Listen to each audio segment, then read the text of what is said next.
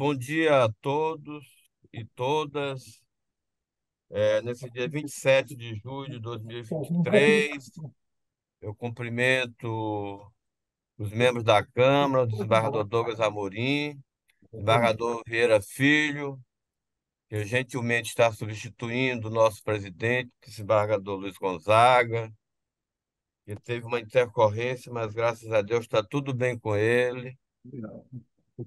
E essa sessão vai ser em homenagem ao desembargador Luiz Gonzaga. Cumprimentar também a doutora Alice Brandão, nossa procuradora de Justiça, os senhores advogados aqui presentes. Estou vendo aqui o doutor Victor Bianco, o doutor K, doutor Penaldo, os senhores ouvintes da Rádio Web, doutor Ulisses também, estou vendo agora aqui, Ulisses Souza, a nossa secretária Patrícia e todas as pessoas que nos assistem. É, Inicialmente, eu indago aos senhores desembargadores sobre a ata da Quarta Câmara de Direito Privado, que é para onde nós vamos começar a nossa sessão hoje. Nós, ah, é, Declaro aberta a sétima sessão da Quarta Câmara de Direito Privado e indago sobre a ata da sessão anterior, se há alguma objeção. Não, presidente. Não havendo, Aprovado. não havendo objeção, a ata está aprovada. Inicialmente, com relação aos processos de reitoria do desembargador Luiz Gonzaga de Almeida, que são exatamente do primeiro até o oitavo da nossa pauta, eles estão todos retirados de pauta. Posteriormente será republicada essa pauta. Então, do primeiro ao oitavo. Eu vou fazer a leitura só do número dos processos para fins de registro.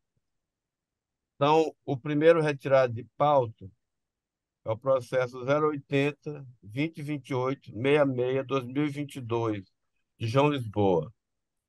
O segundo é também a apelação civil 080-1529-12-2021, de Parnarama.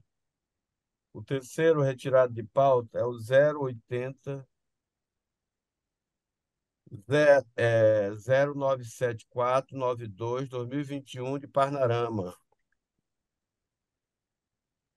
O quarto é a apelação civil 081-2339-04-2020, de São Luís. O quinto é também a apelação civil 080-4160-29-2022, de Buriticupu. O sexto, apelação civil 0800-421-47-2020, de Pedreiras. O sétimo, apelação civil 0800-3282-42-2021, de Timon. E, por fim, o oitavo, que é a apelação civil 080-1500-16-2022, de Pindaré Mirim. Todos os processos na retirada de pauta que são da relatoria do desembargador Luiz Gonzaga Almeida Filho. Bom dia, doutor. Doutor Caléu. Vou acionar aqui meu vídeo. O meu processo também é do desembargador Luiz Gonzaga. Ele tinha adiado já da pauta do dia 13, incluído nessa. Ele é de 2019, é o 273/51 Mas quem está falando, hein? Quem está falando, doutor Calé? É o Caléu. Doutor Pode Calé, é o falar. seguinte, é da sexta Câmara, que aqui É da nós abrimos a quarta Câmara. Oh, desculpe, Mas, então. não, mas não se desculpe não, mas se está na sexta, também vai ser adiado. Ah, tá Todos os ok. processos do desembargador Luiz Gonzaga vão ser retirados ou adiados. Certo, pessoal. Então, o senhor não se preocupe que não vai ser julgado hoje. Beleza, obrigado. De nada. Então, senhoras e senhores, não existindo processos extra-pauta, nós vamos iniciar com pedido de preferência, que é exatamente o nono processo da pauta que eu vou anunciar agora. da nossa quarta Câmara de Direito Privado. É a apelação civil 0800-500-02-2022, de Monção, apelante Maria Célia Amaral Campos, advogada Vaniele Santos Souza, e apelado ao Banco Pan S.A., advogado Feliciano Lira Moura. Esse processo é exatamente igual ao 10º da pauta, que é a apelação 0839-15-19/2022. Apelante Maria Luísa de Alencar dos Santos, advogada Sandra Maria Brito Vale e apelado ao Banco Pan S.A., advogado Feliciano Lira Moura. Esses dois processos serão julgados em conjunto. Aqui há um pedido de sustentação oral por parte da doutora Priscila, não é isso? Isso, no nono. No 10º é a doutora Thais. Mas os dois vão ter o mesmo desiderato, é questão já pacificada aqui. Eu acho que não vai haver necessidade de sustentação oral. Tá vendo, doutora Priscila? É um caso muito comum que a nossa Câmara tem julgado sempre da mesma forma, retirando apenas a litigância de má-fé, dando parcial provimento aos recursos. Tá? Desembargador Vieira, desembargador Douglas. Então eu vou fazer apenas aqui a leitura da ementa, só na parte que interessa. Sobre empréstimo consignado, aposentado do INSS e RDR 53983/2016, contrato válido, disponibilização do numerário via TED, ônus cumprido pelo banco. Aí a nossa Câmara, apenas nós damos parcial provimento ao recurso para excluir a condenação por litigância de má-fé. Doutora Liz Brandão, nesse caso aqui, seguindo aí uma orientação do CNJ, né, eu nem encaminhei esse processo para a Procuradoria. Presidente e relator, eu- Pois nós, não. nós temos tido conhecimento dessa decisão do CNJ e, e data vênia, a CNJ não tem ingerência sobre o Ministério Público. E a análise dos processos, se quem deve fazer, se há conveniência ou não da intervenção do Ministério Público, é o Ministério Público. E sobre esse fato, nós tivemos uma reunião nesta semana, na terça-feira, e reconhecemos que realmente alguns colegas não se manifestam em relação ao mérito, mas se manifestam em relação ao conhecimento. E este processo não veio realmente com vista ao Ministério Público, né? Não sei se seria distribuído para mim, Vossa Excelência deve ser conhecedora que quando deve haver a intervenção do Ministério Público, eu sempre me manifesto. Não quer Verdade. dizer que eu não me manifeste, muitas das vezes, sobre o mérito, mas eu analiso as preliminares, se há alguma nulidade, e outras coisas mais. Este caso, como não veio, eu não tive conhecimento assim dos autos, mas eu tive a curiosidade e a preocupação de solicitar a minha assessoria, uma das minhas assessoras, que se inteirasse do que se tratava. E eu vi que realmente há um interesse da consumidora, porque essas transações com bancos, instituições financeiras, a parte vulnerável não é o banco. E, normalmente, nos casos em que é a consumidora que requer, que apela, eu sempre me manifesto, excelências.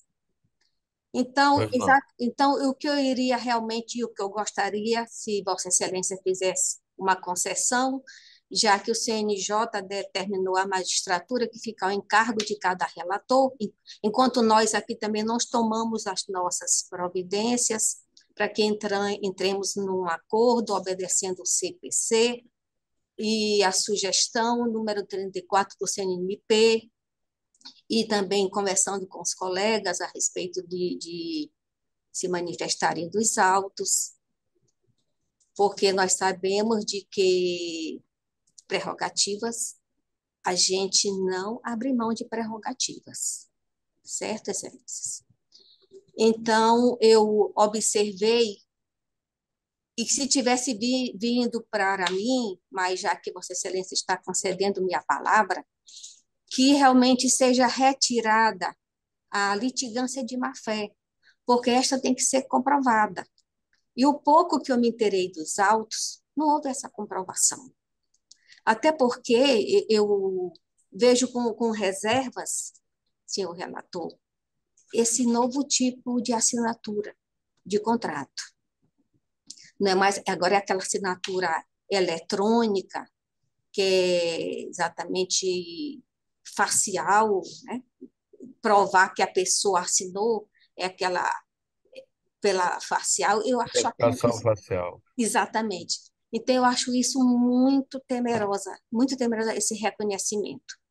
Portanto, já que está me concedendo a palavra, eu agradeço de antemão e requeiro, opino que seja retirada a litigância de má-fé. Pronto. Agradeço. Eu que agradeço a participação de Vossa Excelência. Essa questão realmente está polemizada.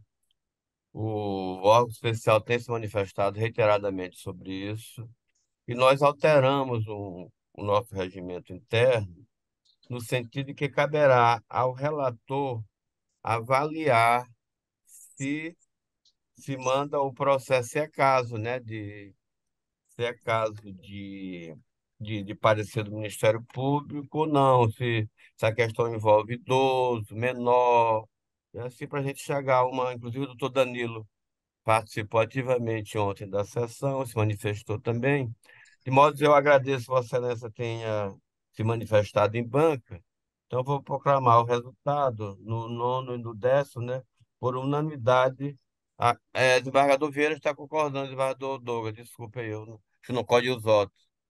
Desembargador, desembargador Douglas, Concordo, sim. Tudo bem. desembargador Vieira. Desembargador Vieira, ligue seu áudio, por favor. De acordo, presidente. Tá, muito obrigado. Então, Não.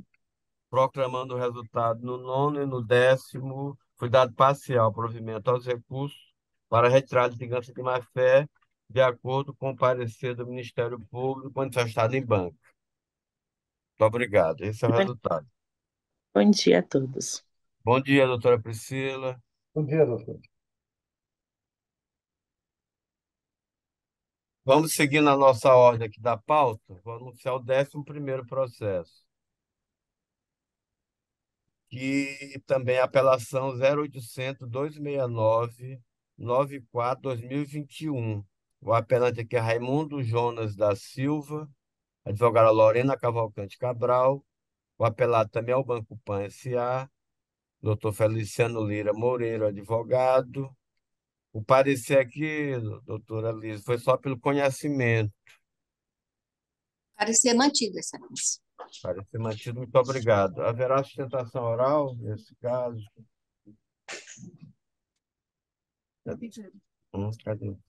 Doutora Patrícia, Sim, sustentação oral por parte do Banco Pan, apelado.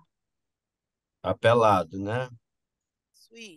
11º. Quem está aí, Doutora Thaís. doutora Thaís? Ah, Thaís Fernandes. Doutora Thaís, nesse caso aqui, eu acredito que a Câmara vai me acompanhar. Eu estou desprovendo o recurso, então acho que não haver necessidade da sustentação de Vossa Excelência. Fazer a leitura da emenda, sentença improcedente, empréstimo consignado, aposentado do INSS, RDR 539838983-2016, contrato demonstrado, assinado pelo apelante, comprovante de pagamento, ônus cumprido pelo banco, apelo desprovido. Desembargador Douglas Amorim, Eu acompanho. desembargador Vieira Filho, Acompanho, presidente. muito obrigado. Então, por decisão unânime, foi desprovido o recurso.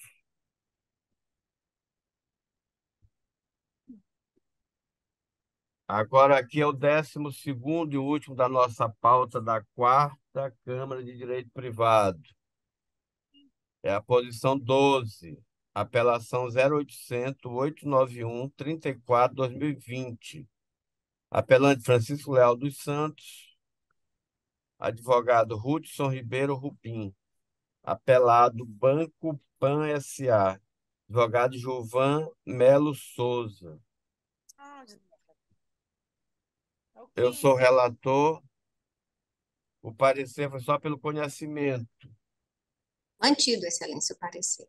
Muito obrigado. Haverá sustentação oral, doutora Patrícia? Desse não, desembargador. Desse não haverá sustentação oral, eu estou dizendo aqui na ementa. Apelação do senhor Francisco. Sentença improcedente, empréstimo consignado fraudulento. Aposentado do INSS, não apresentação de documento comprobatório. Relação jurídica não comprovada, ônus não cumprido pelo banco, sem demonstração de transferência, ato ilícito configurado, responsabilidade de dano moral material configurado, sentença reformada, apelo provido para, para estabelecer o dano moral no valor de R$ 3.000, inversão do ônus da sucumbência, arbitrando em 20% sobre o valor da condenação. Assim que estou votando, com o voto do desembargador Douglas Amorim. Eu concordo plenamente. O desembargador acompanha, o desembargador Vieira Filho. Acompanhe, presidente. Me acompanha por decisão unânime, foi dado provimento ao recurso nos termos do voto do relator.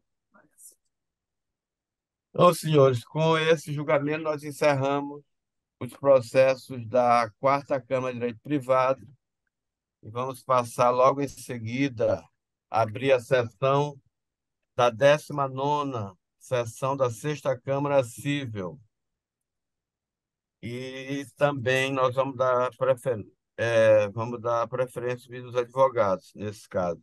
Mas, inicialmente, eu indago sobre a ata da sessão anterior. Não havendo objeção, ata aprovada. Não existe processo extra-pauta. O primeiro pedido de preferência, senhores, é o número 3 da nossa pauta. Eu vou anunciar agora, que é o processo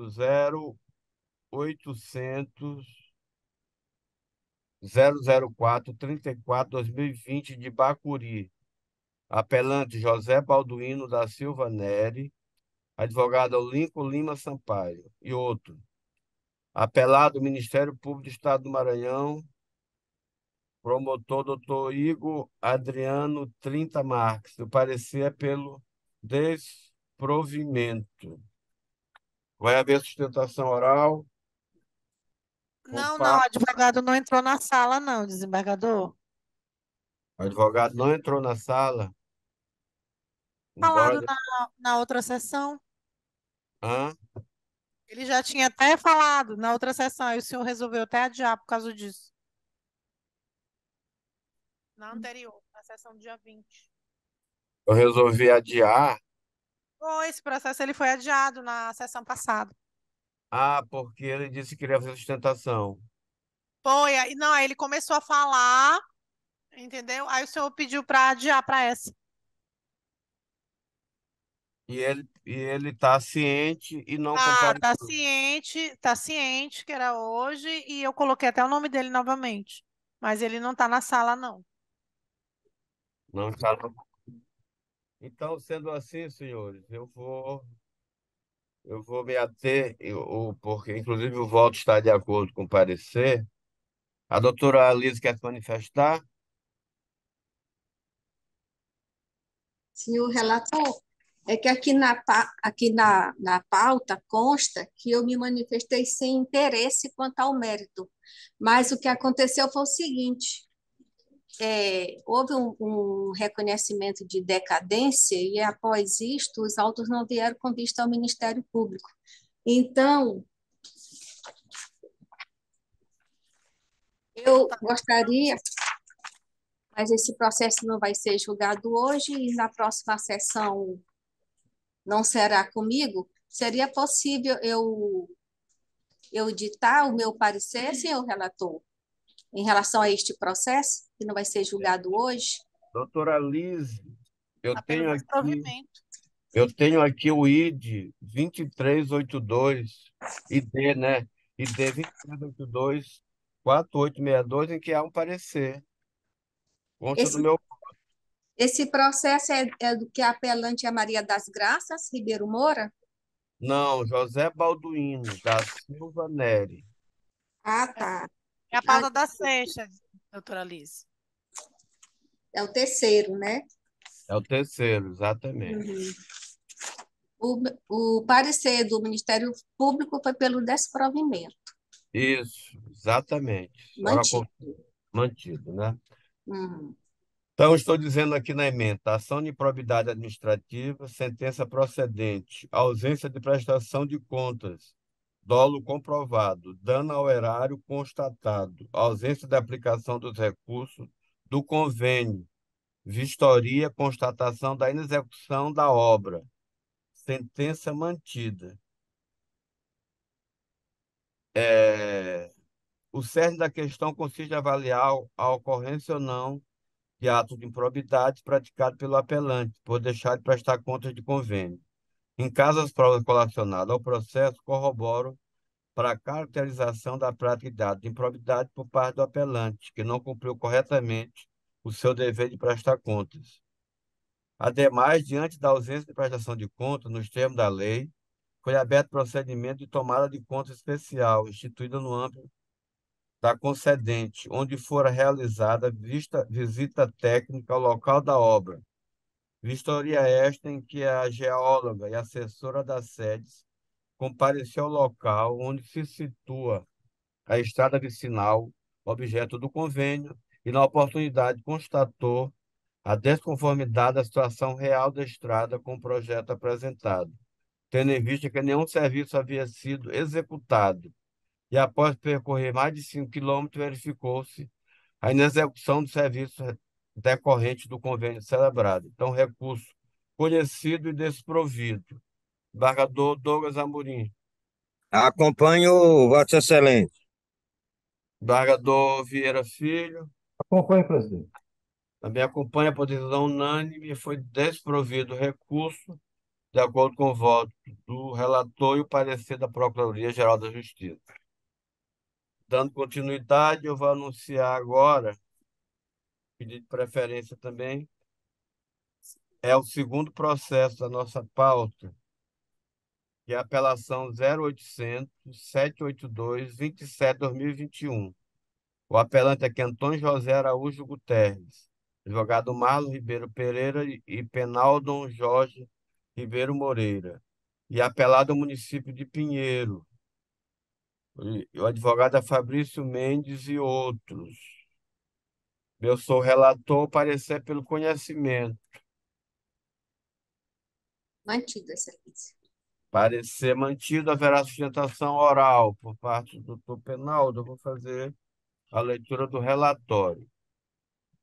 Trata-se de apelação civil interposta por Antônio José Araújo Guterres contra a sentença proferida pelo juiz da primeira vara da comarca de Pinheiro, que nos autos da ação de cobrança de aluguel julgou improcedentes os pedidos contidos no exordial e extinguiu o feito com resolução do mérito.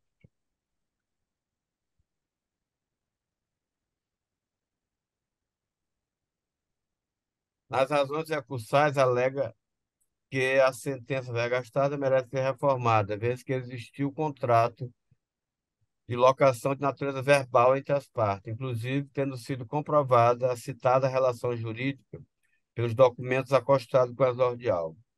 Assevero neste que o imóvel objeto da lida estava em posse da parte apelada, restando inequívoco que houve algum tipo de contratação entre as partes, pois é inusual, para não citar inócua, a possibilidade de cessão de imóveis de tamanho e valor comercial consideráveis por um empresário para o bel prazer e disponibilidade do uso do referido município. Aduz que a revelia não recebeu o devido prestígio processual que a legislação dá ao Instituto, isto porque, decretada a revelia do réu, importa a verossimilhança das alegações, como de fato deveria ter ocorrido, pois apenas não há presunção de veracidade dos fatos alegados quando, a despeito de citado o artigo 345, não houver presente nos autos prova que a lei considere indispensável a prova do ato, o que não é o caso em tela. Desse modo, busca a apelante a incidência dos efeitos dessa revelia que não foram observados pelo juízo de base, quais seja a confissão ficta, ou seja, a presunção de veracidade dos fatos alegados pelo autor em razão da imobilidade da parte requerida. Requer desta forma que seja conhecido e provido presente recurso, reformando a sentença de piso para julgar inteiramente procedente a demanda, a fim de receber os aluguéis atrasados e corrigidos. Contra razões pela apelada, a Procuradoria se manifestou pelo conhecimento de se opinar sobre o mérito é o relatório. Passo a palavra ao doutor Penaldo, que deverá se identificar da tribuna, inclusive com o número de OAB e a parte que representa pelo prazo regimental de 15 minutos. Bom dia, desembargador presidente e demais desembargadores, membros da Câmara, nossa ilustre representante ministerial, Penaldo Jorge Ribeiro Moreira, OAB 3772, em defesa do provimento do apelo de Antônio José Araújo Guterres, tá?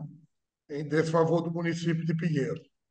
Desembargador Zé Jorge, primeiramente, também gostaria de me solidarizar com o nosso querido desembargador Gonzaga, né, que ele se restabeleça com brevidade, né, ele que estava assim no momento de lazer com a família, mais ou menos de férias, e que então, de repente, teve que ser submetido a essa cirurgia.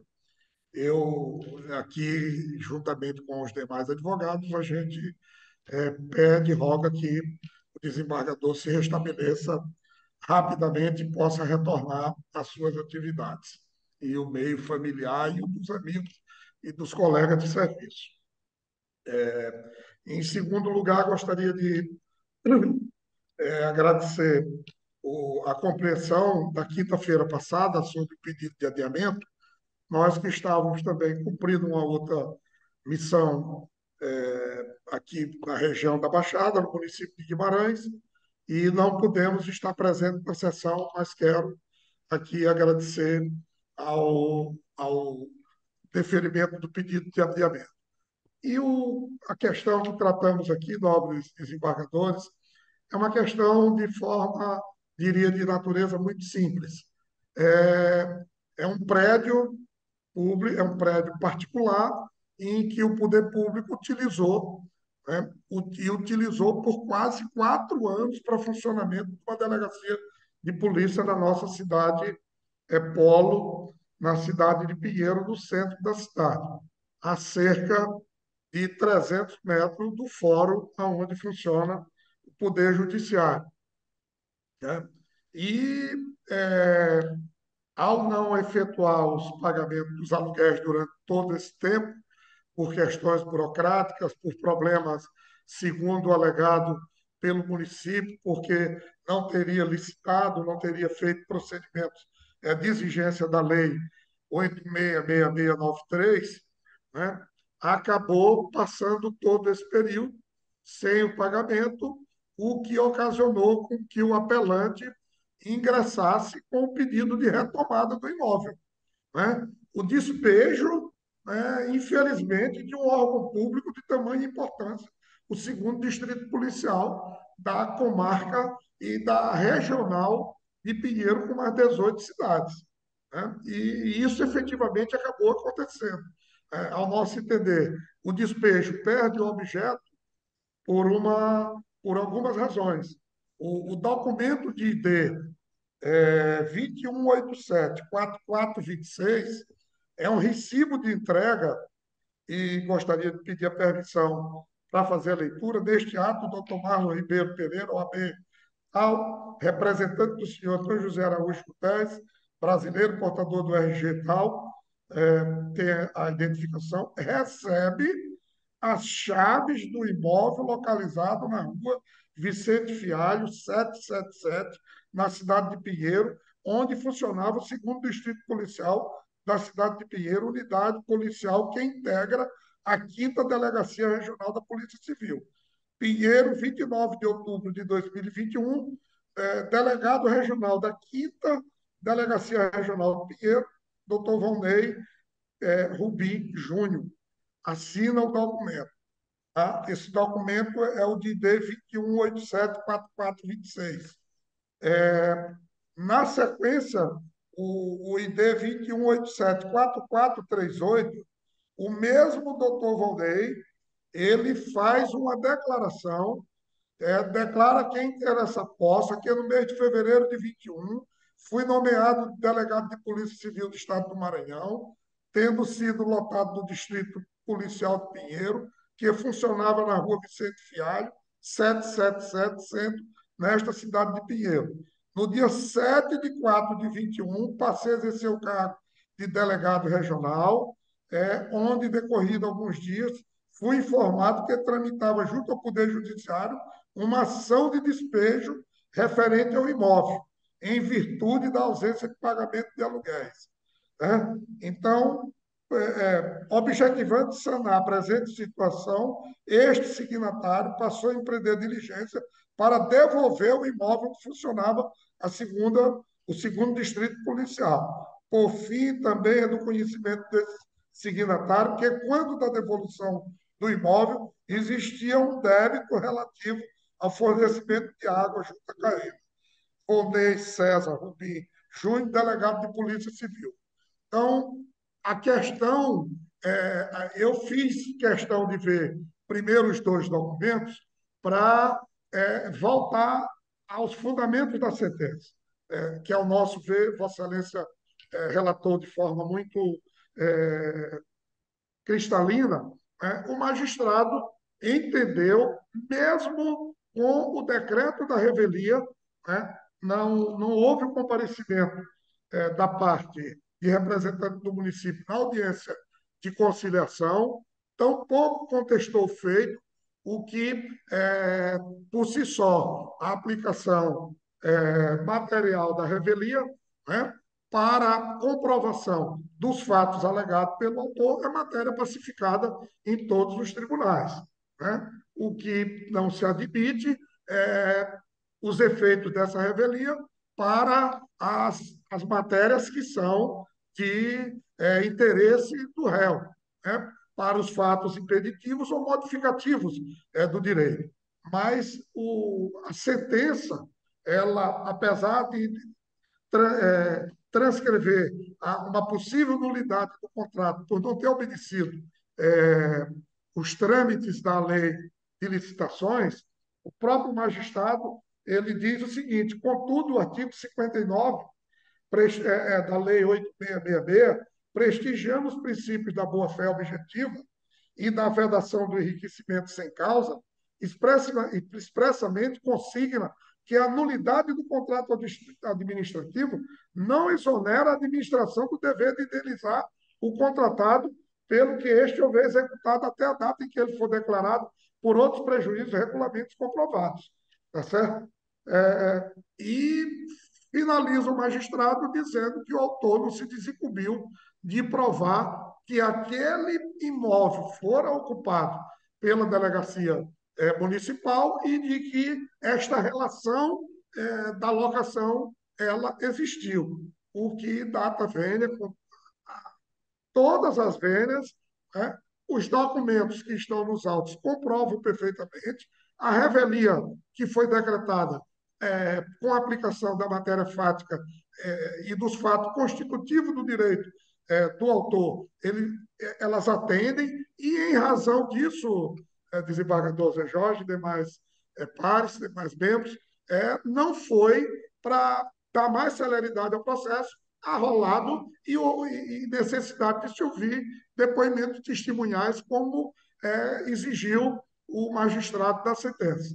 Então, com essas considerações e com essa sustentação, nós requeremos e solicitamos aqui, né, o bom senso para que seja provido o recurso, reformada a sentença, né, e que o poder público municipal possa, dentro das suas prerrogativas, né, demoradas que sejam, mas que possa arcar e pagar os aluguéis durante o período em que ocupou o imóvel e que destinou à utilização da segunda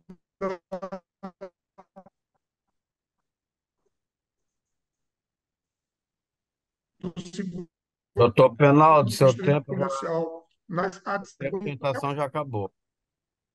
Ok, Serrano é um fato público e notório de todos os membros do Judiciário do Ministério Público, o local de funcionamento.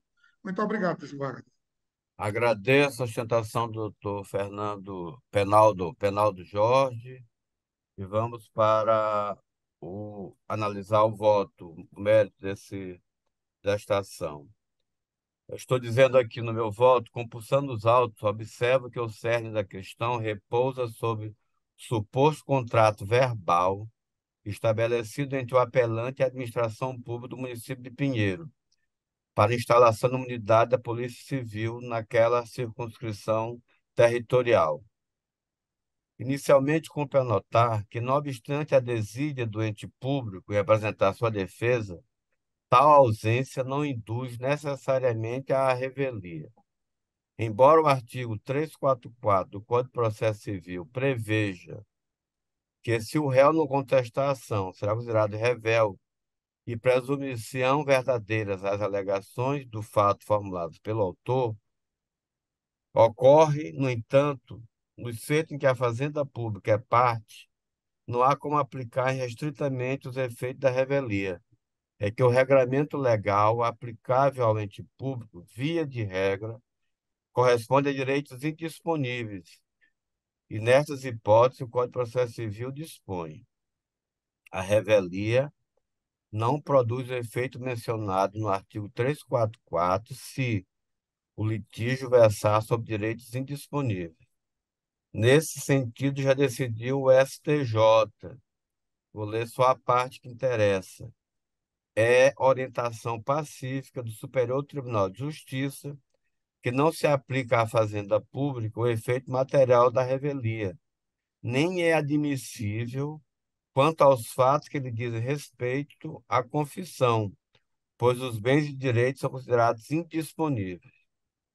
Então, essa jurisprudência é mansa e pacífica. Trago aqui decisor do ministro Og Fernandes, do ministro Castro Meira, ministro Herman Benjamin, todos em julgados recentes do STJ. Ademais, mesmo que não se tratasse da Fazenda Pública como litigante, a revelia não tem um condão de gerar a procedência da lide. Isso porque o efeito material da revelia não pode ser aplicado, uma vez que, sendo indisponível o direito tutelado, não se pode admitir que a ausência de defesa gere presunção de que os fatos alegados pelo apelante são verdadeiros, isentando de produzir provas a este respeito. Sob essa ótica, ainda que seja inegável a falta de defesa perante o juízo de piso do ente público no presente caso, não há que se falar em procedência dos pedidos iniciais, já que a lide repercute, como visto, sobre direitos indisponíveis. Passa-se ao mérito propriamente. A Lei 8.666, chamada Lei de Licitações, no parágrafo único do artigo 60, prevê: é nulo e de nenhum efeito o contrato verbal com a administração, salvo de pequenas compras de pronto pagamento, assim entendidas aquelas de valor não superior a 5% do limite estabelecido no artigo 23, inciso 2, a linha A desta lei, feitas em regime de adiantamento. Como se depreende, a legislação é categórica ao vedar a contratação com a administração de forma verbal. Por isso, todo contrato administrativo deve ser celebrado com obediência aos ditames legais, sob pena de ser invado de nulidade, acarretando vários transtornos tanto ao ente público quanto ao particular participante do ajuste. Todavia, a própria lei excepciona os efeitos financeiros ao contratante, ou seja, ainda que vedada esta espécie de celebração, até que haja celebração da nulidade, a declaração da nulidade do ajuste, deve ser remunerado os benefícios que a administração obteve com a contratação, ainda que nula, como se extrai do dispositivo. Artigo 59. A declaração de nulidade do contrato administrativo opera retroativamente, impedindo os efeitos jurídicos que ele ordinariamente deveria produzir, além de desconstituir os já produzidos. A nulidade não exonera a administração do dever de indenizar o contratado, pelo que este houver executado até a data em que ele for declarada e por outros prejuízos regularmente comprovados, contanto que não lhe seja imputável, promovendo-se a responsabilidade de quem lhe deu causa. Fecho aspas. Nessas palavras, mesmo se tratando de um contrato nulo, como, por exemplo, o verbal, pode-se admitir o pagamento pelo uso de determinado bem ou serviço pela administração, mas não sob a fundamentação da obrigação contratual, e sim sob o dever moral de indenizar toda a obra, serviço ou material recebido ou oferido pelo poder público, porque o Estado não pode tirar proveito da atividade particular sem a correspondente contratação, contraprestação pecuniária. Isso também há decisões do STJ nesse sentido. Agora eu digo mais. Ocorre que esta excepcionalidade não pode ser aplicada ao caso concreto. Embora seja possível o recebimento de valores decorrentes da contratação verbal com a administração, no caso em tela não há como reconhecer tal hipótese. É que o feito não apresenta o lastro probatório mínimo acerca da alegada locação.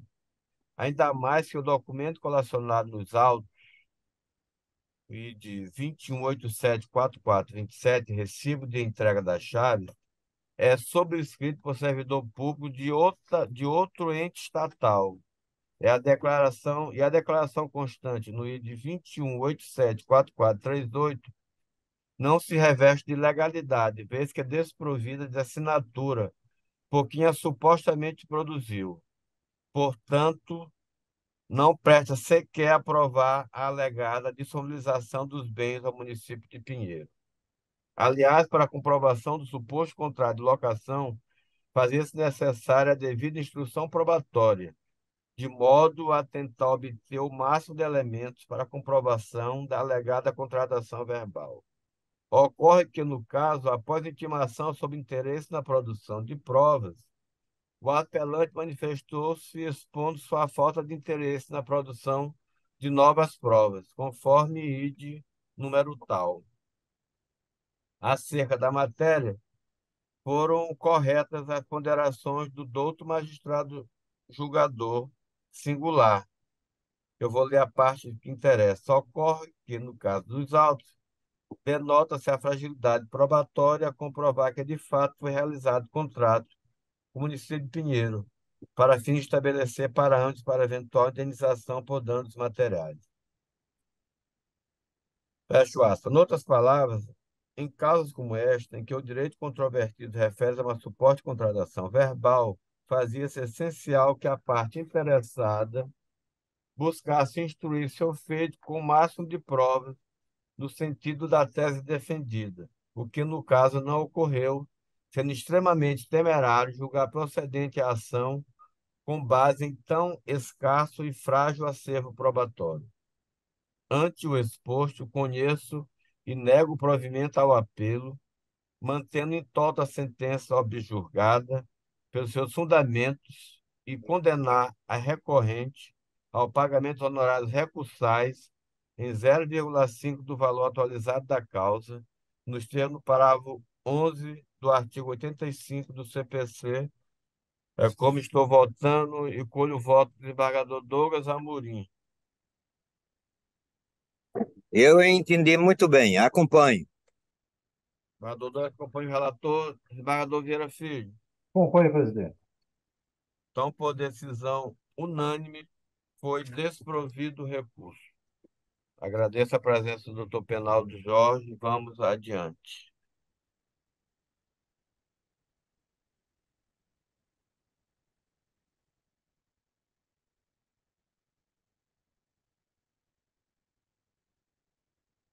É o próximo. Vou anunciar agora o 7º processo da nossa pauta.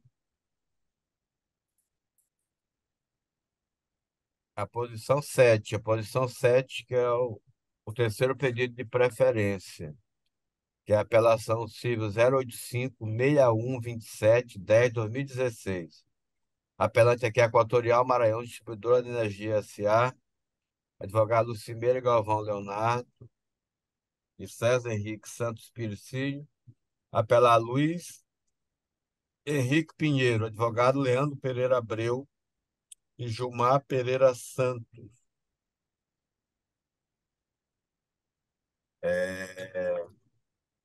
Verificar aqui.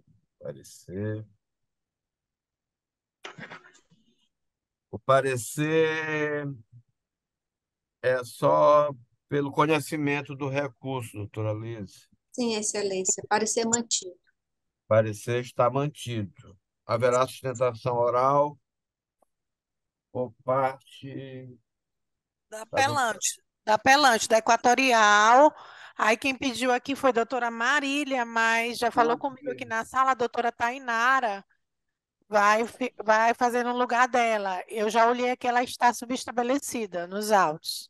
Está estabelecida, né? Ah, tá. A doutora Tainara já está na sala. Já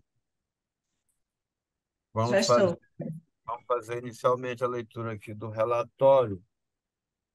Trata de apelação interposta para Equatorial em face da sentença proferida pelo juiz da segunda Vara Civil de São Luís, que nos autos da ação de indenização decorrente de danos morais e materiais, com repetição de indébito, julgou procedentes os pedidos formulados na exordial para declarar inexistente o débito objeto desta lide e condenar a Equatorial a pagar título de repetição de débito valor de R$ 1.974, que corresponde a R$ 897,10 da fatura paga em duplicidade, R$ 90 paga a título de religação de urgência. E condenar também a Equatorial ao pagamento de R$ 10.000 a título de dano moral. Nas razões recursais, a parte recorrente alega sobre a legitimidade do débito que a concessionária está em plena conformidade com a lei, bem como os regulamentos pertinentes. Assim, cumpre o adimplemento da fatura, obrigação na qual se mostrou inadimplente, resultando o corte da eletricidade da sua conta contrato.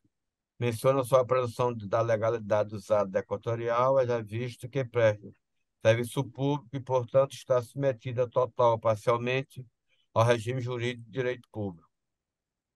A do consumidor deve cumprir com sua parte do contrato, pagando a tarifa, da mesma forma que a recorrente cumpre com sua parcela do ajuste.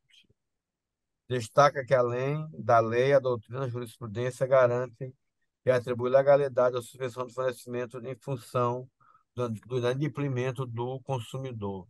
O derradeiro requer o conhecimento e provimento do recurso a fim de reformar a sentença de primeiro grau. A Procuradoria, como já disse, emitiu parecer pelo conhecimento, é o relatório.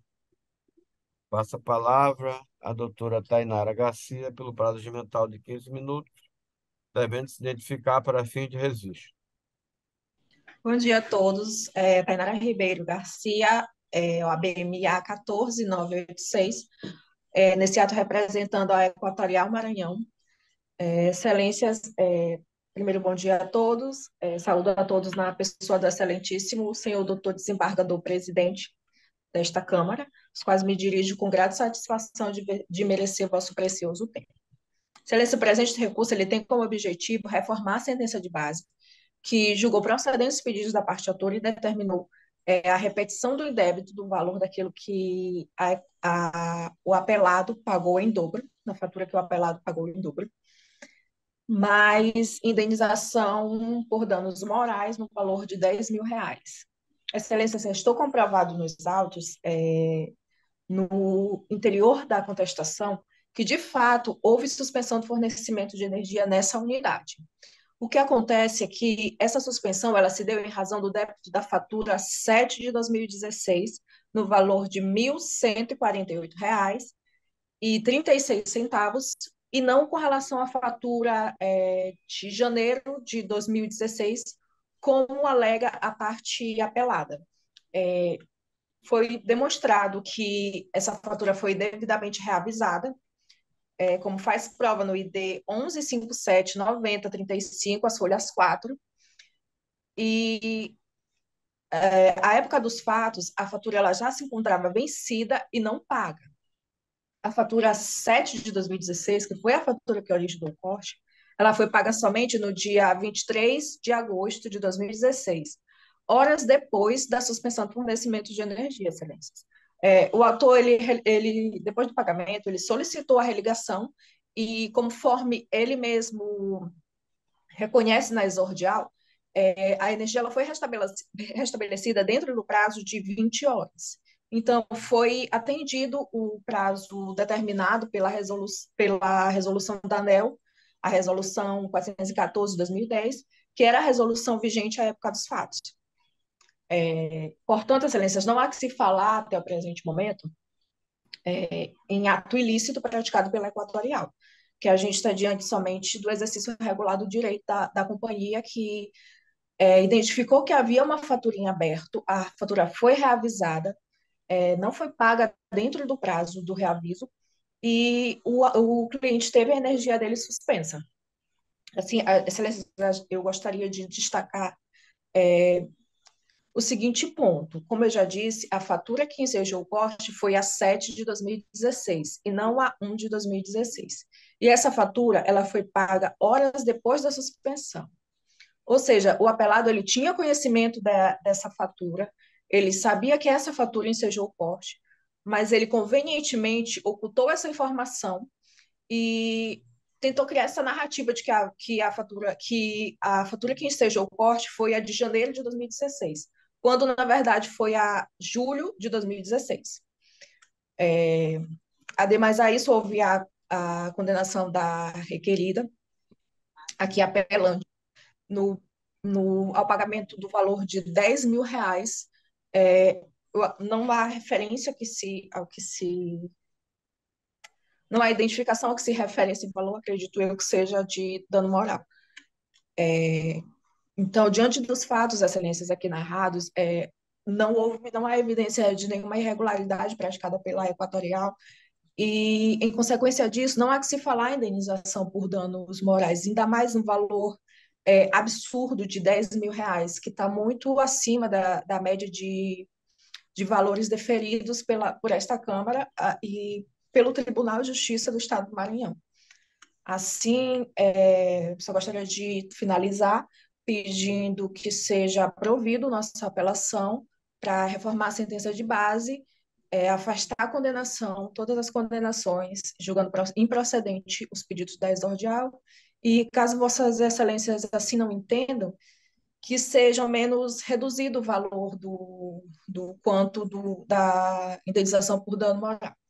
Como finalismo mesmo. Minha sustentação, desculpa. Muito obrigado à doutora Tainara Garcia pela sustentação oral. Ah, o cerne dessa questão é exatamente isso. Qual seria a fatura que deu ensejo ao corte da energia do consumidor? E como no meu voto eu trago aqui que seria a fatura do mês 1 que foi cobrada em duplicidade, eu vou adiar o julgamento desse processo para olhar com mais calma essa fatura para fim de não cometer injustiça nem com o apelante nem com o apelado. Por isso eu vou adiar para a próxima sessão, para verificar essas ocorrências aí relatadas na tribuna. Okay, Então, esse, agradeço. então, esse é o resultado do julgamento por hora. Processo adiado a pedido do relator. Muito obrigado também à doutora Tainara. Então, dando continuidade à nossa sessão, eu vou anunciar o agravo interno no agravo de instrumento 082-4138-76-2022. Agravante, operadora de Shopping Center Lua Nova Limitada, advogada Flávia Regina de Miranda Mouzinho. Agravados, o Vandi Fernanda Penha Sampaio e Salve Virgílio Lopes Mendes, advogado Pedro Augusto Souza de Alencar. Aqui um agravo interno, nós estabelecemos no nosso regimento que, caso haja sustentação, será pelo prazo regimental de 15 minutos. Mas antes vou dizer que vai ser permitido a sustentação oral nesse prazo. Vou fazer a leitura do relatório. Trata-se de agravo interno, interposto por operadora de shopping center limitada Lua Nova, contra a decisão monocrática feita por este relator no bojo do agravo de instrumento número tal em que foi deferido o efeito suspensivo, suspendendo os efeitos da decisão proferida pelos juízes de base, consequentemente suspendendo a liminar de despejo da desocupação voluntária do imóvel objeto da lide. Das razões, o agravante aduz que a decisão merece reforma ou reconsideração, arguindo que as alegações dos agravantes no agravo de instrumentos aqui agravados estão eivadas de inverdades, destacando que nunca existiu tratativa de renovação de contrato, nunca houve um aditivo contratual, além dos agravados não terem ingressado com ação renovatória, sendo essa de interesse e responsabilidade exclusiva do locatário. Assevera que houve apenas início de tratativa para analisar a possibilidade de renovação do contrato. Entretanto, as partes não chegaram a um denominador comum em relação aos valores e às condições do negócio. Sustenta que, diante dessa situação, a recorrente decidiu rescindir o contrato e não cabe ao Poder Judiciário interferir nas relações contratuais entre particulares. Menciona que os agravados não comprovam suas alegações, sendo fantasiosa a alegação de má-fé das agravantes. Invoca que os argumentos para prejuízo decorrentes de uma pandemia de 2 anos não se sustentam, tendo em vista que o vendedor foi o maior prejudicado, pois teve que suportar prejuízo do investimento sem receber os valores do aluguel. Destaca que era da ciência dos agravados que os investimentos feitos no imóvel não seriam indenizados, argumentando ainda que a manutenção dos agravados na posse do bem revela-se verdadeira afronta à função social da posse e da propriedade, representando incentivo ao inadimplemento contratual e legal. Com esses argumentos, pretende a consideração da decisão refutada, ou caso não seja esse o entendimento do relator, que seja o recurso levado para apreciação pelo colegiado para conhecimento e provimento do agravo interno. O agravante juntou documentos, se contra razões apresentadas, é o relatório. Passo a palavra ao doutor Ulisses César de Souza, pelo prazo regimental de 15 minutos.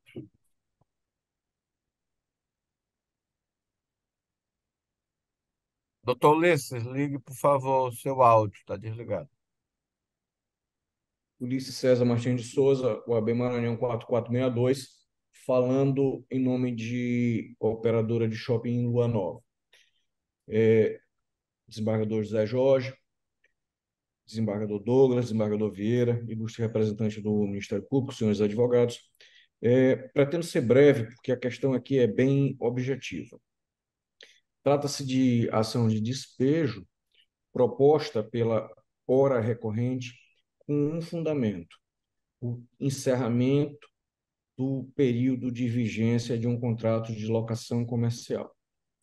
Esse contrato ele teve seu início no ano de 2017, ou seja, bem antes do período da pandemia do coronavírus. Durante a vigência do pacto, efetivamente, as partes buscaram negociações que conduzissem à renovação do contrato. Essas negociações, elas foram travadas muito antes do prazo de encerramento do pacto. Pois bem, não chegaram a contento.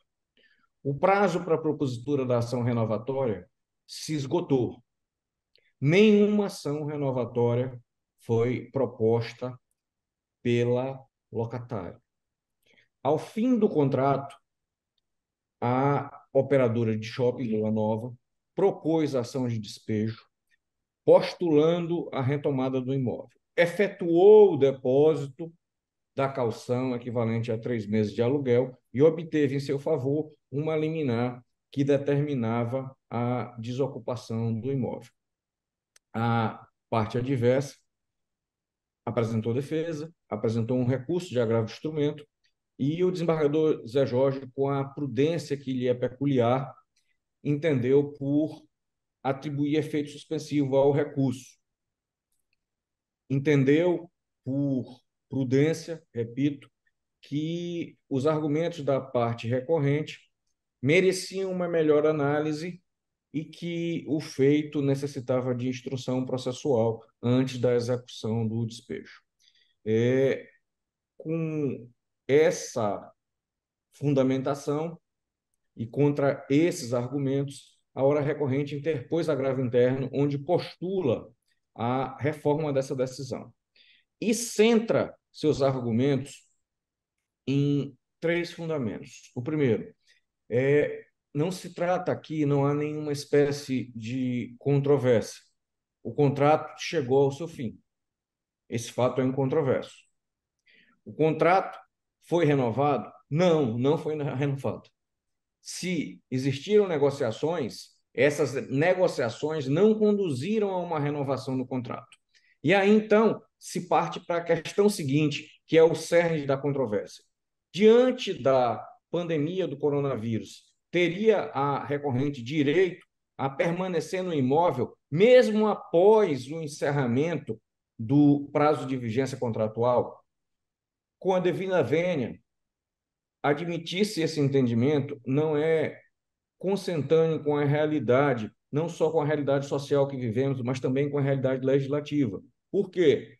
Porque o princípio da solidariedade social, que permeia todos os relacionamentos entre as partes, ele levou os tribunais a concluir que os prejuízos em casos como esse, eles precisam ser compartilhados, porque se é verdade que a locadora, a boteco do bairro, sofreu prejuízos com a pandemia, é igualmente verdadeiro se dizer que a dona do shopping também sofreu os mesmos prejuízos. Então, assim, não há razão que justifique se retirar o prejuízo de uma parte e colocá-lo, atribuí-lo exclusivamente à outra. Esse entendimento, aliás, foi o que deu origem à edição de uma lei que veio a tutelar essas situações. Se Vossas Excelências se recordarem, parece que foi há muito tempo, mas não foi, nós vivemos esse período complicado da vida e da civilização, e nessa época o Estado agiu para tutelar essas situações e impediu a realização de despejos em certos casos. Em se tratando de locações comerciais, o que foi que disse a lei? Lei 14.216 de 2021. O disposto deste artigo somente se aplica nos casos aos contratos cujo valor mensal do aluguel não seja superior a R$ 600 em caso de locação de imóvel residencial, R$ 1.200 em caso de locação de imóvel não residencial. Não é o caso dos autos. Nós estamos tratando da locação, de uma locação atípica, a locação de uma loja em shopping center. Não é um pequeno comerciante, não é uma lojinha de bairro, não, não é isso. É um comerciante organizado que opera uma franquia dentro de um shopping center, ou seja, é um profissional do comércio. Se é verdade que essa parte sofreu prejuízo com a pandemia decorrente do coronavírus, também é igualmente verdadeiro se dizer que o shopping center sofreu os mesmos prejuízos. Ora, a intervenção do Poder Judiciário em contratos privados, ela há de ser realizada de forma mínima. Aliás, a Lei da Liberdade Econômica, sancionada há pouco mais de 2 anos, ela diz isso, que em se tratando de relação entre privados que negociam contratos civis, a intervenção do Estado ela há de ser feita de forma minimalista. Não há por que o Estado se substituir à vontade das partes e interferir e modificar o contrato que foi negociado entre as partes. Ora, diante desses argumentos, há de se perguntar quais são os requisitos estabelecidos na lei que rege a locação de imóveis urbanos para que o despejo seja realizado. Esses requisitos são simples e todos eles foram cumpridos pela hora recorrente. O contrato de locação chegou ao fim, o prazo contratual se escoou, a ré foi notificada e a caução foi depositada. O que impede a realização do despejo? Na forma da lei, absolutamente nada. Esses são requisitos objetivos que foram cumpridos. Com base nesses argumentos, o que se espera desse egrégio tribunal é que, privilegiando o que diz a lei, e, é claro, observando o contrato e a realidade da relação, a vida entre as partes, que conheçam... Ulisses, Pois não? só um momento, só pode concluir, são 5 minutos, já passou mais de 5. Eu estou concluindo já, desembargador. É que conheça e dê provimento ao recurso para reformar a decisão agravada. Muito obrigado ao doutor Ulisses Souza pela sustentação oral. Vamos ao meu voto. Eu estou dizendo aqui que quando a decisão monocrática, hora gravada, busco... Desembar-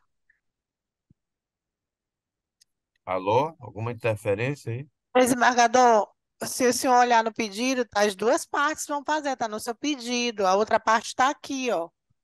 Até coloquei a Tá câmera. Então, eu vou conceder a palavra para a parte agravada, né?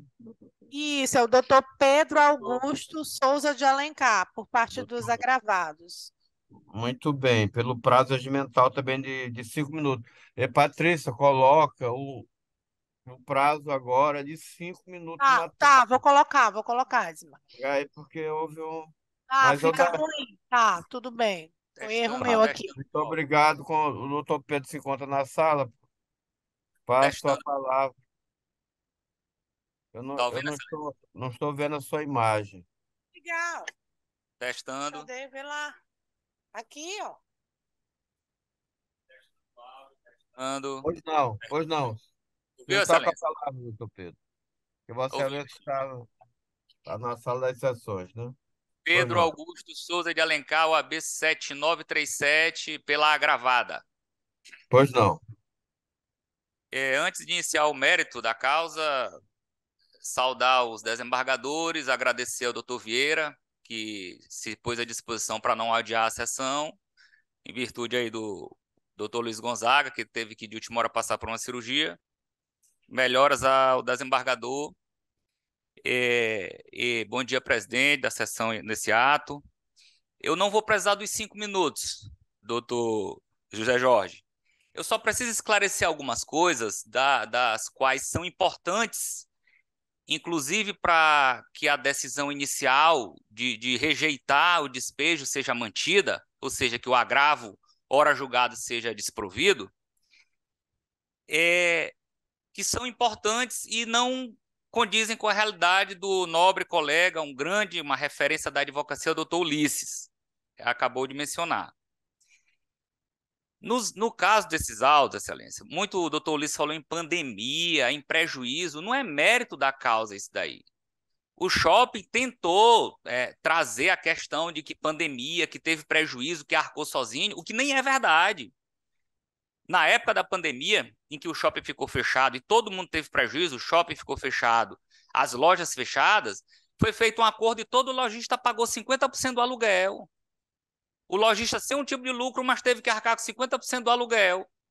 Isso consta dos autos, mas não é esse o mérito da causa. O mérito da causa é porque existe um contrato de aluguel de 5 anos e que no período que sucedeu, da pandemia que sucedeu, as questões virtuais foram que tomaram de conta, não as presenciais. Eu estou aqui sozinho na sala do tribunal. Isso só foi permitido muito por causa da pandemia. Porque nessa época ninguém tinha contato, ninguém podia ter contato. E durante essa época, se negociou, se mandou e-mail, tem proposta física do shopping em relação à renovação do contrato. Isso não é negado pelo shopping. Em momento algum, eles refutam tais tratativas. E aí vem com a argumentação de que o inquilino ele não entrou com ação renovatória no período, óbvio, não tinha condição da ação, já tinham negociado a renovação do aluguel, nem cabia ação judicial. Só se tomou conhecimento que o shopping não tinha mais interesse na renovação quando passou o prazo da ação. O exercício é simples. É o tribunal alugar um pedaço do shopping para colocar o juizado com a atraque. Na época da pandemia, o presidente não ia fazer reunião com a administração de shopping, comunica via e-mail, via WhatsApp, negocia, olha, nós vamos precisar renovar. Está tudo nos autos. O shopping toquei, tudo continua, se fala em valor, se fala em tudo. Passa o prazo da ação renovatória, o shopping chega para o tribunal e diz, olha, vocês não entraram com a ação renovatória, saiam. Saiam, tira o juizado daqui. Aí, calma aí, fizeram uma notificação já na época que acabou o prazo. E aí o inquilino foi pego de surpresa e disse, olha, nós negociamos, está aqui a proposta que vocês fizeram, está aqui a troca de e-mail, está aqui tudo dizendo que nós aceitamos, etc. Não é assim. Nós temos um contrato escrito inicial antes de uma pandemia e nós temos a tratativa da renovação virtual via aplicativo de WhatsApp, via e-mail e um papel impresso que nos foi entregue da proposta. É esse o mérito da causa. A pandemia, quem teve prejuízo, quem não teve, todo mundo sabe. Quem lucrou foi farmácia, que se sabe. Foi indústria de remédio. E o que a decisão do agravo do desembargador relator José Jorge entendeu foi o quê? Como é que não se nega a tratativa, tem documentação dos autos, né? E precisa de uma produção probatória, eu preciso de uma prova, eu preciso ouvir, saber realmente quem está falando a verdade. Eu não tenho como dar uma liminar de despejo agora, de um comércio que 20 famílias dependem dele. É isso. É isso. Eu não tenho como agir de uma liminar porque vai exaurir o processo. Depois que eu tiro, adianta voltar 6 meses? Tirar todo mundo de lá? Não adianta. Eu vou exaurir o processo com a liminar. E o desembargador José Jorge, com toda a sua cautela, disse, olha, eu preciso suspender esse despejo, eu preciso analisar melhor o processo. Então, excelências, é esse o exercício. E é importante que se tenha em mente, doutor José Jorge, que é muito comum se negar logo a liminarmente o agravo interno, quando ele apenas replica as mesmas razões. Seria até o caso. Seria até o caso. Não cabe nem agravo interno nesse caso. É a gente partir daqui a pouco para o mérito do agravo e se fazer uma produção de prova e saber realmente para as testemunhas tudo. Ó, teve a renovação. É isso. Então, o mérito não tem nada a ver com pandemia, quem ficou, quem não ficou no prejuízo. Essas questões são acessórias e, inclusive, se confirma que precisa de produção de prova. Então, por essas razões, eu agradeço a sensibilidade do relator e dos demais membros para que a gente possa continuar suspendendo esse despejo até que se verifique realmente o que aconteceu. Muito obrigado, excelência. Muito obrigado ao advogado que ocupou a tribuna.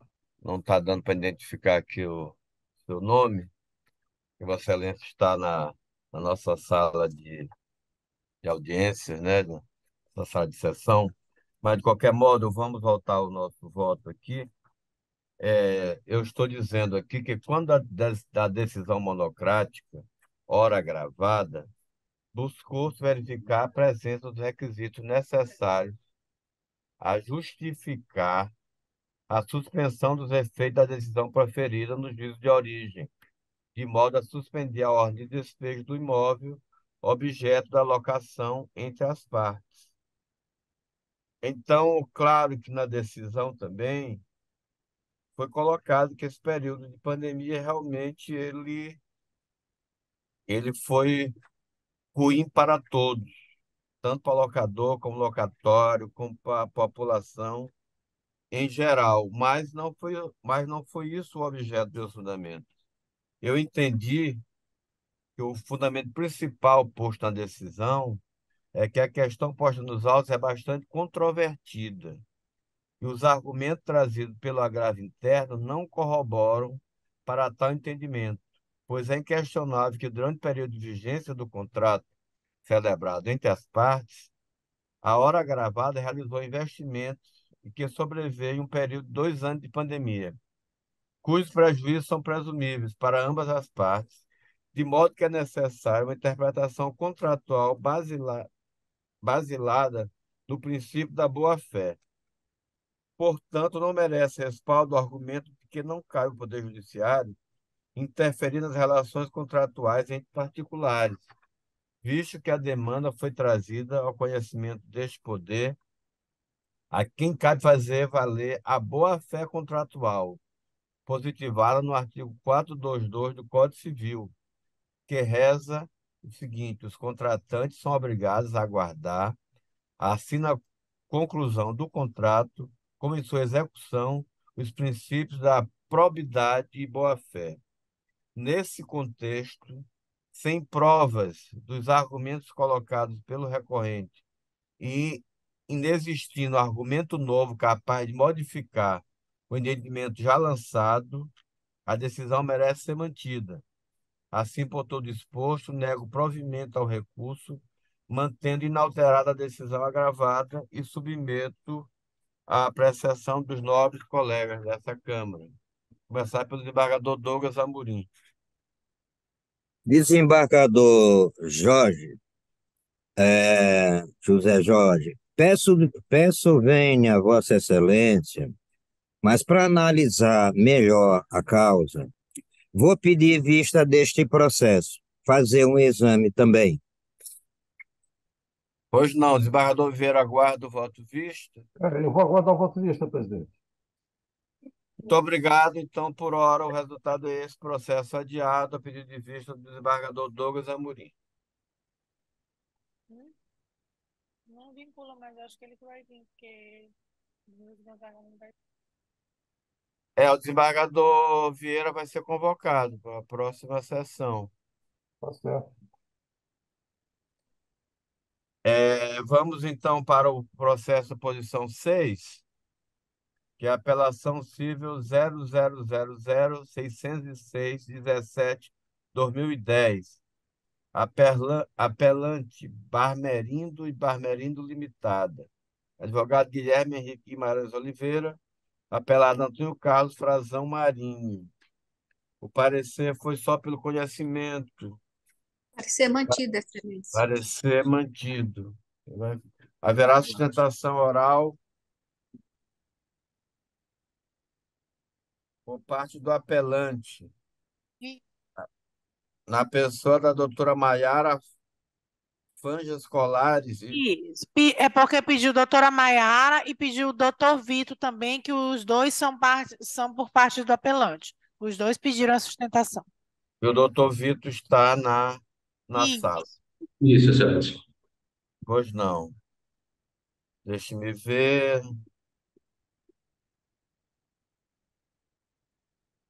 Por parte do apelante, é isso, né? Doutor Vitor, acho que Vossa Excelência não vai precisar fazer a sustentação oral, porque o nosso voto está no sentido de provimento do recurso. Positivas. O parecer foi só pelo conhecimento, doutora Alice Brandão. Sim, Excelência. E eu estou dizendo aqui na emenda, ação de execução, extinção do processo e resolução de mérito, com fulcro no artigo 485, inciso 3 do CPC. Inexistência de intimação pessoal da parte autora, extinção prematura do processo, apelo provido, sentença anulada. Nos casos de negligência das partes ou de abandono de causa, é imprescindível que a parte seja intimada pessoalmente para impulsionar o feito antes da extinção do processo sem resolução do mérito. Superveniência de sentença sem intimação pessoal da parte autora. Apelo conhecido e provido. Desembargador Douglas, como vota? Eu acompanho o relator. E desembargador Vieira? De acordo, presidente. Então, decisão unânime de acordo com o voto do relator. Esse Positivo. é o resultado. Bom dia, Doutor Vitor, muito senhor. obrigado. Eu agradeço. Vamos anunciar agora o 8º processo da nossa pauta, que é a apelação civil 000-1695-87-2016. Apelante aqui é o Banco Pan, advogado Feliciano Lira Moura, e apelado Maria Barbosa, advogado Ana Pierrina Cunha Souza e Gilian Mendes Veloso, Igreja. Haverá sustentação, Patrícia? Isso, por parte do apelante, do Banco Pan. É a Banco doutora Pan, Thaís Fernandes.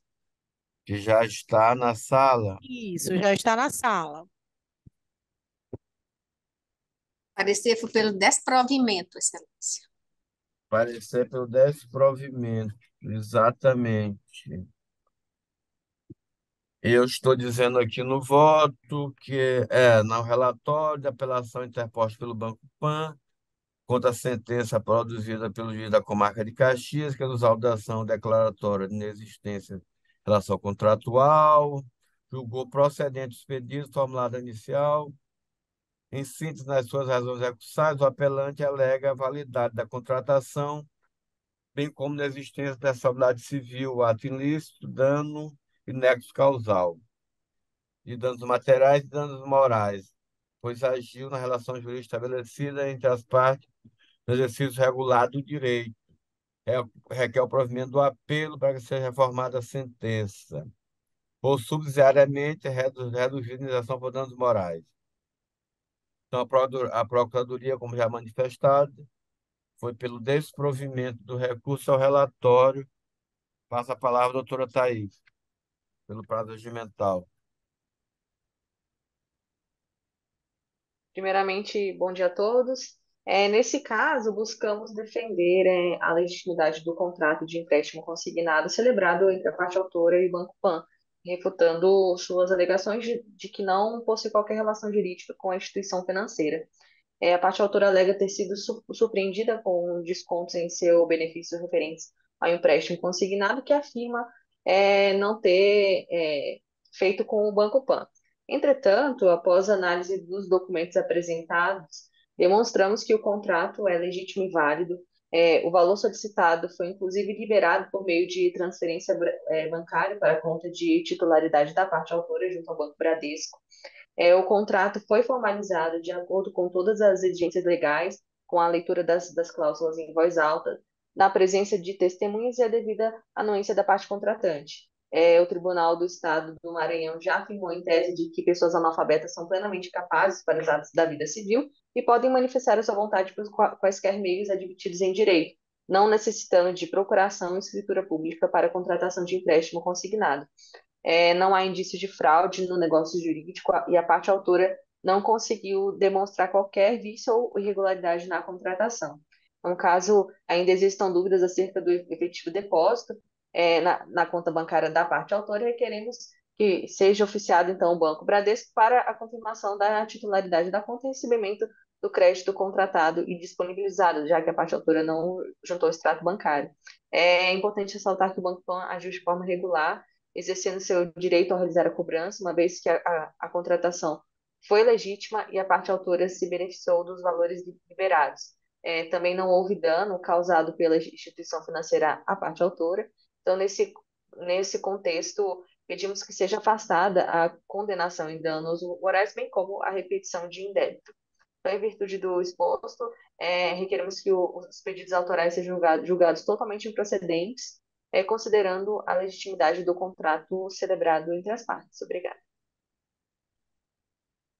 Muito obrigado, doutora Thaís Fernandes. Eu estou dizendo aqui no meu voto que a sentença procedente, empréstimo consignado, RDR 53983/2016, aposentado do INSS, contrato apresentado em desacordo com o artigo 595 do Código Civil, relação jurídica que não foi regular e validamente comprovada, inexistência de prova de recebimento do valor do empréstimo pelo consumidor. Ônus não cumprido pelo banco, ato ilícito configurado, dano moral. Eu estou apenas reduzindo o valor do dano moral, então apelo parcialmente provido para reduzir o dano moral para R$ 3.000. Assim que eu estou votando, desembargador Douglas. Eu acompanho o relator. Desembargador Vieira Filho. Acompanho. Então, posição unânime, foi dado parcial provimento ao recurso para reduzir o dano moral para R$ 3.000. Muito obrigado, doutora Thaís Fernandes. Vamos dar Obrigada. continuidade. Chamo agora a apelação civil 0800 718-27/2018 de Rosário, Maranhão. Apelante Maria das Graças Ribeiro Moura, advogados Hugo César Belchó Cavalcante e apelada Bacabeira Empreendimentos Limitada. E Pedro Irã Pereira Espírito Santo. Advogado Sérgio dos Reis Júnior Ferradosa. Que o parecer foi só pelo conhecimento, doutora Liz. Excelência, este processo, a parte se manifestou pela decadência. Após isso, os autos não vieram com vista à Procuradoria de Justiça. Portanto, eu pretendo apresentar meu parecer em banca. Pois não, doutora Liz. Só que o resumo mesmo. Manifestação pelo desprovimento do recurso requer à parte autora a anulação de contrato que alega possuir consentimento viciado. A decadência, nestes casos, se opera no prazo de 4 anos, conforme artigo 178 do Código Civil. Operada a decadência, convalescer-se-á a invalidade. O negócio jurídico que afirma-se estar inválido, passível de anulação, fora firmado em 5 de setembro de 2013. A presente ação foi proposta somente em 29 de maio de 2018, mais de 4 anos após a realização do negócio jurídico contestado. Decaiu, portanto, o direito da autora em pleitear a anulação do contrato. O parecer pelo conhecimento e desprovimento do recurso. É como me manifesto, senhores. Desembargador Jorge, Desembargador Vieira, filho. eu tenho Pois uma, não. eu tenho uma observação a fazer. Esse processo foi adiado a pedido de vista do desembargador Luiz Gonzaga na sessão do dia 20. E hoje ele não se encontra presente, não, não seria o caso de adiamento? É isso mesmo, desembargador Vieira. Muito bem observado. Esse processo também vai ser adiado, tá vendo, doutora Alice? Mas o seu parecer já vai Ficar registrado, isso, né? já vai Porque ficar registrado. porque a próxima sessão não serei eu. Então, Isso, mas já fica fica registrado. Tá Ótimo. vendo, Patrícia? Que a doutora Alice manifestou parecer em banca pelo desprovimento, acompanhando a tese de decadência. Exatamente. Muito obrigado, desembargador Vieira. Então, esse processo também está adiado até a volta do desembargador Luiz Gonzaga, pediu vista. O desembargador Douglas continua aguardando, né? Também, né? Era a doutora Alice também. Foi a doutora Alice, né? Eu deveria ter convocado ela, hein? Não, é porque ela não podia vir. E como o desembargador não foi vir, eu também deixei de mão. Tá certo. Então é isso. O processo, de qualquer maneira, está adiado. O que mais temos agora? Tem o quarto, só o quarto.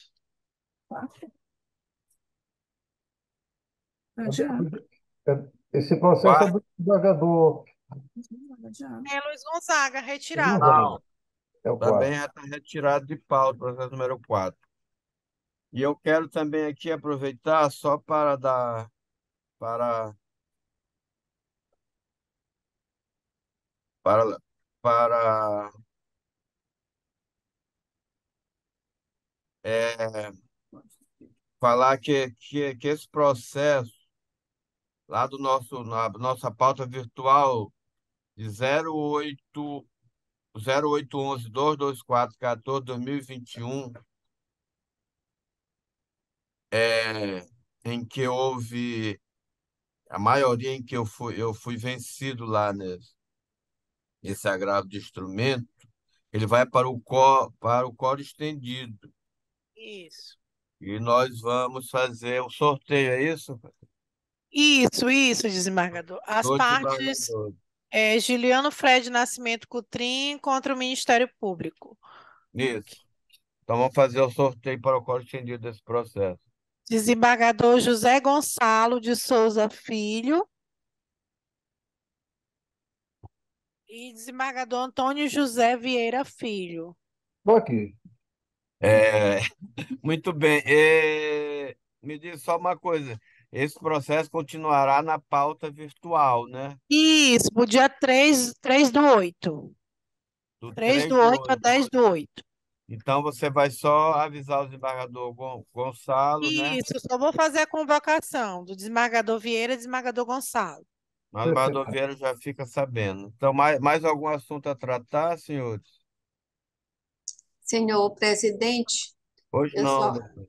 eu gostaria que Vossa Excelência transmitisse ao desembargador Luiz Gonzaga o meu desejo de pleno restabelecimento de sua saúde e que logo ele esteja compondo novamente aqui essa Câmara. Com certeza, doutora Alice Brandão. Eles terá conhecimento da vossa manifestação, tá? Muito Então, obrigada. agradeço a presença de todos, especialmente o desembargador Vieira Filho, que Obrigado. deixou as suas funções lá na outra Câmara para vir nos ajudar a julgar esse processo, todos esses processos. Desejar um ótimo final de dia para todos, um bom almoço e até a próxima.